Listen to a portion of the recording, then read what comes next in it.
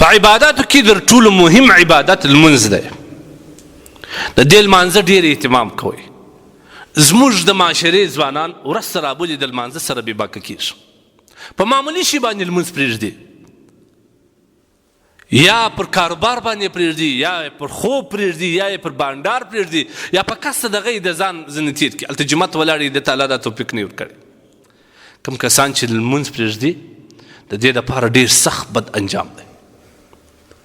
نن زموږ د معاشرې انسانان په الله ولعب باندې موږ لمونځ پرېږدو، په پتو اخته یې لمونځ ځنې تېري، جومات ځنې تېري، یا ټوله شپه په پتو باندې اخته یې، سهار په خوب بیده وي چې هر څه غږونه ورباندې کوي لکه نشه چې کړی، لمونځ په خوب ورباندې تېر شي. ځینې قضا شي بیا نو لمر راختلی وي، اته نه لس بجې وي، د سترګې موږ راکښېدي. څنګه ژوند کوې؟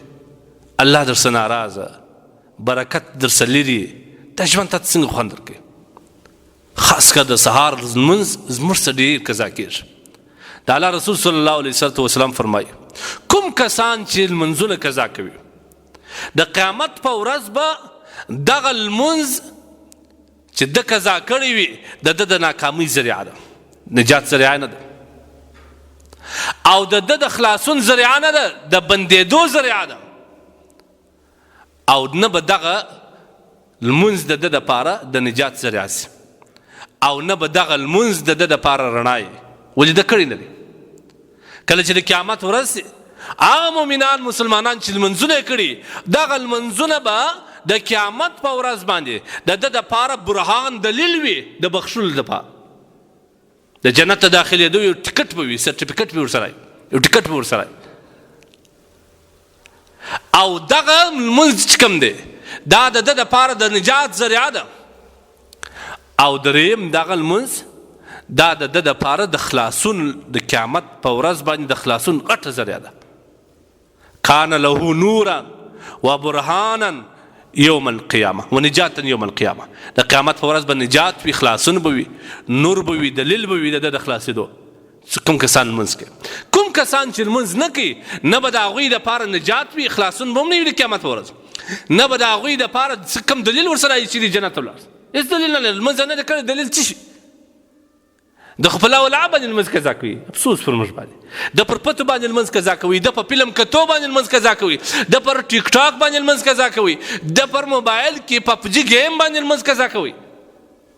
دا ښه ځواني الله درکړې ده. دا ځواني خو په عبادت خوند کوي. یا د الله بنده دا ځواني ولې ضایع کوي؟ ولې د اور لمبه جوړوې؟ ولې د اور پیلوزي د ځان څخه جوړوې که نه؟ دغه ستا ځواني باندې ته د خدای رضا لاسته راوړلی سې، د انبیاو معیت یو ځایوالي لاسته راوړلی سې، جنت ګټلی سې، د الله سره معامله کولی سې. اوس مې نه درته ویل کله، لیکن نن ځواني تا د شیطان په اتباع کې تېره کړو، تا د نفس د خواهشاتو په اتباع کې چې څه هغه درته وایي هغه کوې. لمونځ خو بیخي پرېږده، نورو حرامو ته ناروا او منکراتو ته دې ملا تړلې ده. آیا ته دې نه بیرېږې چې دا اوس به ما ته مرګ راسي؟ پر دغه منکر عمل باندې، پر دغه ناروا باندې ته په دې نه بیرېږې چې ما ته به مرګ راسي؟ دغه لمونځ چې تا قضا کړي پر دې پتو باندې، پر دې ټیک ټاک باندې، پر دې بل ناروا عمل باندې چې کوم وخت لمونځ قضا کړي ته پر دې نه بیرېږې پر دغه حال کې به ما ته مرګ راسي؟ یا به داسې حال ته ورسېږم چې نه به ولاړېږم، نه به مې خوله کار کوي، نه به مې لاس کار کوي، بیا به دې یوازې سترګو څخه اوښکې بهېږي چې کاشکې ما یوه سجده لګولې وای. د یوې سجدې توفیق الله ما ته راکړی وای، بیا به هېڅ نه وي. الله پاک ځواني در کړې ده، توان یې در کړی دی، طاقت یې در کړی دی. ستا د ځواني یوه سجده د سپینځرتوب د رسولو سجدو نه افضله ده. د الله ته خوښ دی د ځواني عبادت که نه، لیکن تا ځواني د الله په نافرماني تېره کړه. امام بخاري رحم الله یو روایت نقل کړی وایي نبي کریم صلی الله علیه وسلم چې کله د سهار لمونځ وکړي مخې راواړوي صحابو ته، وایي د شپې 2 کسان راله او فرشتې وي. زه د ځان سره بوتلم، روان وم، په لاره کې مې ولیدل یو کس پروت و، بل کس ورته ولاړ و، دومرې غټه ډبره ورسره وه چې دا ډبره به ورته کش کړل، د ده په دا سر به وبرښتل، دا سر به څو ځایه سو، دا چت به سو پر مځکه باندې، دا ډبره به دا ټاپ وخوړي، ټاپکه به یې وخوړ، اولته به لرې ولاړه، دی به ولاړې، هغه ډبره به یې بېرته رااخیسته، ده ته دغه سړی به بېرته جوړ شوی. بیا به ډبره پورته کړه، بیا به په سر ورته کش کړه،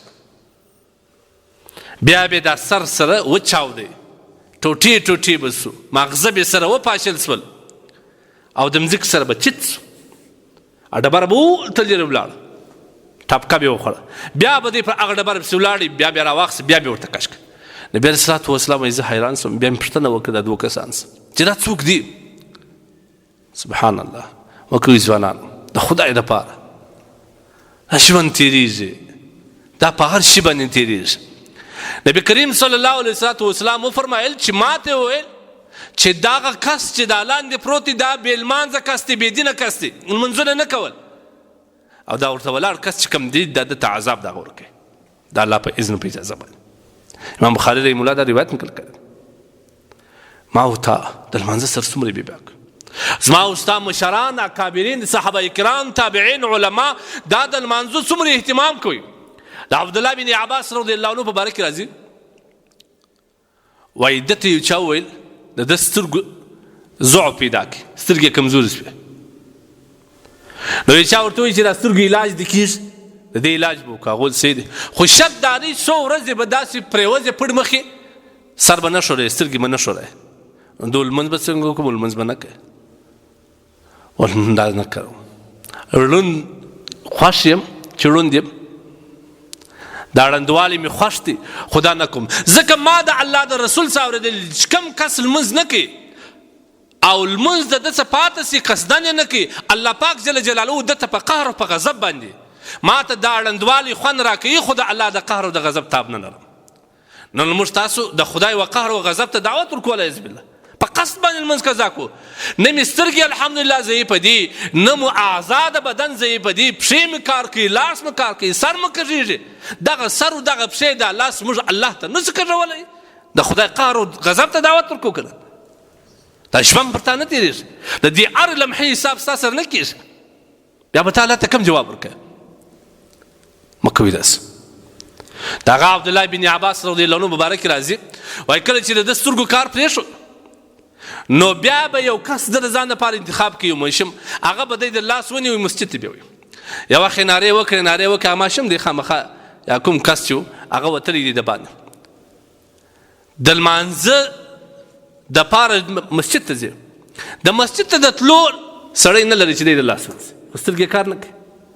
الله ته لاسونه پورته کړه چې خدایه هغه صحابه وه د الله سره تعلق و، پر الله اعتماد و یقین و، د الله سره چې به هر څه وغوښتل د هغه باندې اعتماد و یقین و چې الله یې راکوي که نه.